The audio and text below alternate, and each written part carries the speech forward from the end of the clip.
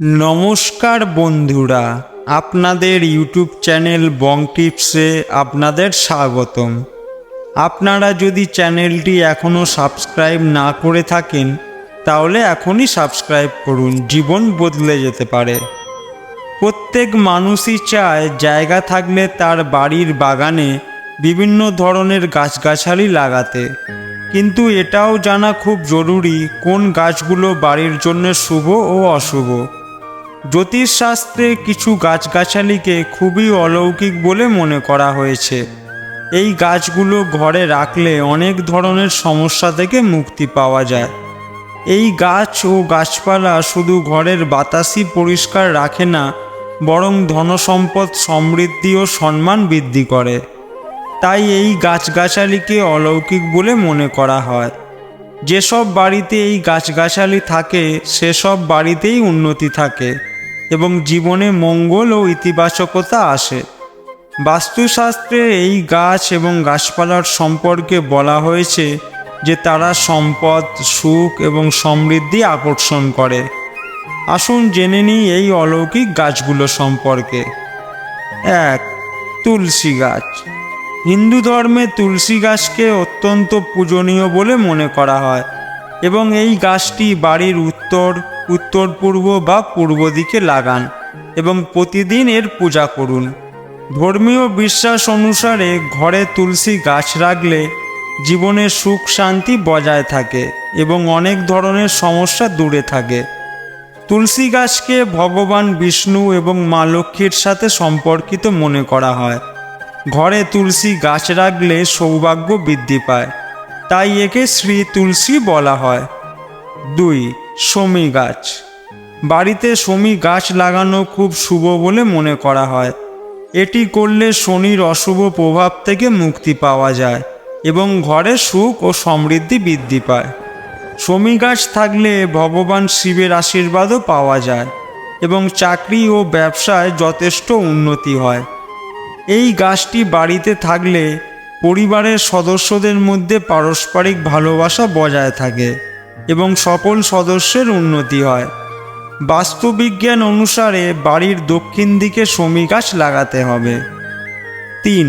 অপরাজিতা গাছ। অপরাজিতা গাছকে তুলসীর মতো অত্যন্ত পবিত্র বলে মনে করা হয়। এই গাছের উপকার পেতে বাড়ির পূর্ব, উত্তর বা উত্তর পূর্ব দিকে লাগানো উচিত। এই লতা দেবী লক্ষ্মীর সাথে সম্পর্কিত বলে মনে করা হয়। এই গাছটি বাড়িতে রাখলে দেবী লক্ষ্মী স্বয়ং ঘরে বিরাজ করেন এবং চাকরি ও ব্যবসায় ভালো উন্নতি হয়। এই গাছটি ভগবান বিষ্ণু ও মহাদেবের কাছেও খুব প্রিয়। এই গাছ অর্থ ও শস্যের অভাব দূর করে এবং শাস্ত্র প্রদান করে। 4. বেলগাছ। যে বাড়িতে বেলগাছ থাকে সেই গৃহের উপর এবং ওই বাড়ির বাসিন্দাদের প্রতি মহাদেবের কৃপা থাকে। সেই সঙ্গে বাড়িতে দেবী লক্ষ্মীর অধিষ্ঠানও নিশ্চিত হয় বলে মনে করা হয়। শিব পুরাণ অনুসারে যে স্থানে বেলগাছ লাগানো হয় সেই স্থানটি তীর্থস্থানের মতো পবিত্র ও পূজার স্থানে পরিণত হয়। বেলপত্র কখনো বাসি হয় না। জ্যোতিষশাস্ত্র অনুসারে বাড়ির উত্তর পশ্চিম দিকে বেলগাছ লাগালে বাড়ির সদস্যরা অলসতা ত্যাগ করে সক্রিয় ও শক্তিমান হয়। বাস্তুশাস্ত্র বিশেষজ্ঞরা বলছেন এই গাছটি বাড়ির আঙিনায় থাকলে কোনো অশুভ শক্তি গৃহে প্রবেশের সাহস করে না। এই পবিত্র গাছ পরিবারের সদস্যদের রক্ষা করে। বেলগাছ সর্বদা গৃহে ইতিবাচক শক্তির প্রবাহ বজায় রাখে। 5. অশোক গাছ। অশোক গাছ একজন ব্যক্তির জীবন থেকে ঝামেলা এবং দুঃখ দূর করে, যার ফলে সমৃদ্ধি আসে। আপনার যদি জায়গার অভাব হয় তবে বাস্তু অনুসারে আপনি আপনার বাড়ির উঠানে একটি পাত্রে অশোক গাছ লাগাতে পারেন। 6. Crassula plant.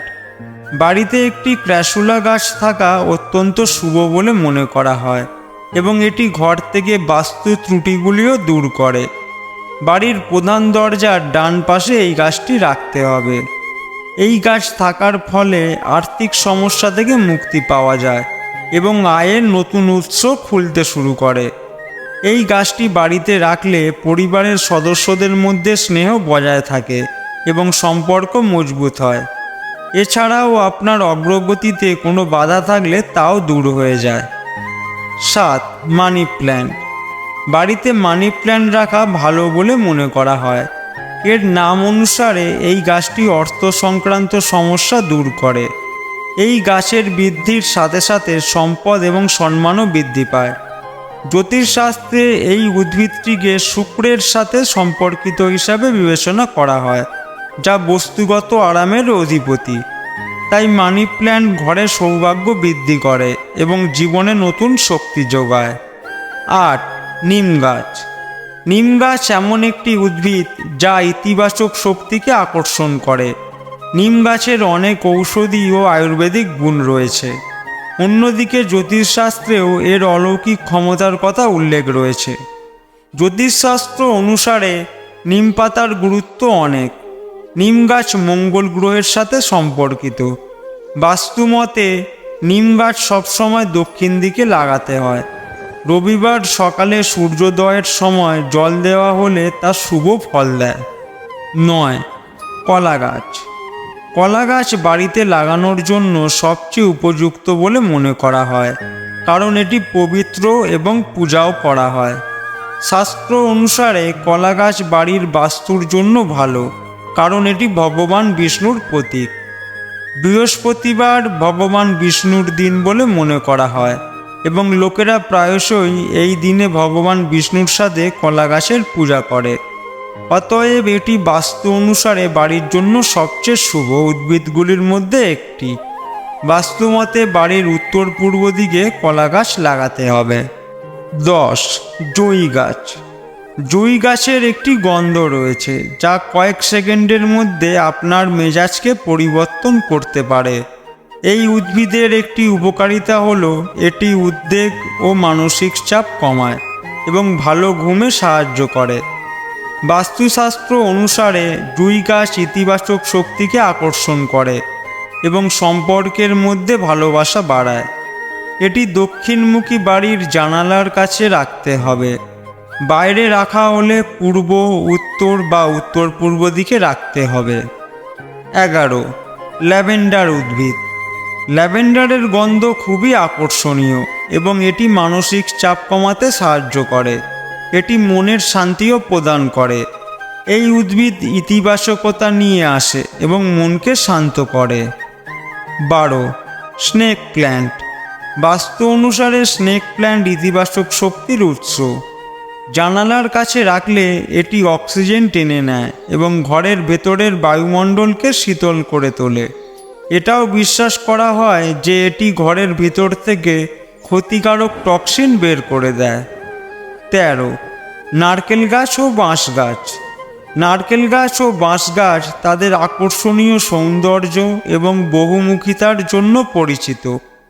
বাস্তুশাস্ত্র অনুসারে বাড়ির বাগানে এই গাছ লাগালে ঘরের স্থিতিশীলতা ও উন্নতি হয়। নেতিবাচকতা দূর করতে এই গাছগুলি বাড়ির দক্ষিণ বা পশ্চিম দিকে লাগানো উচিত। প্রিয় বন্ধুরা, এই গাছগুলির মধ্যে আপনি কোন কোন গাছ ঘরে রেখেছেন? কমেন্টে আপনার মূল্যবান মতামত অবশ্যই লিখে জানাবেন। ভিডিওটি দেখার জন্য অসংখ্য ধন্যবাদ। ভালো লাগলে লাইক, শেয়ার ও চ্যানেলটি সাবস্ক্রাইব করতে ভুলবেন না।